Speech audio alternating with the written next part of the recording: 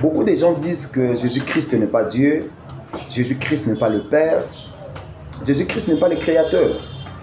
Mais la Bible nous précise très clair que Dieu est esprit. Jean 4, verset 24, Dieu est esprit.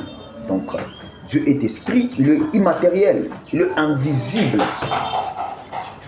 L'Éternel a dit à Aaron et Myriam, s'il y a un prophète parmi vous, je l'ai parlé par des songes, par des visions, mais pour mon prophète ou pour mon serviteur Moïse, je le parle face à face et il voit la représentation de l'Éternel.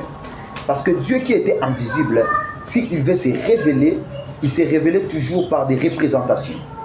Mais pour la première fois que l'humanité a vu Dieu, c'était quand Jésus-Christ est venu sur la terre. C'est pour cela la Bible déclare dans 1 Timothée, le mystère de la piété est grand car Dieu a été vu dans la chair.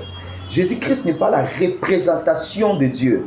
Jésus-Christ n'est pas la représentation de l'Éternel.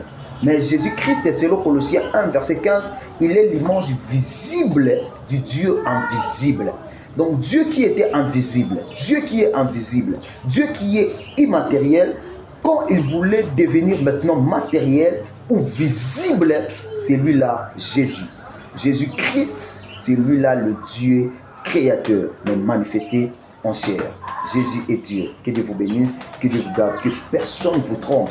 Philippe a demandé à Jésus, montre-nous le Père. Mais Jésus-Christ était étonné. Jésus-Christ a dit, Philippe, depuis longtemps je suis avec toi, tu ne m'as pas connu. Celui qui a ma vie a vu le Père. Si tu veux voir le Dieu créateur, c'est Jésus-Christ. Tu dois le voir.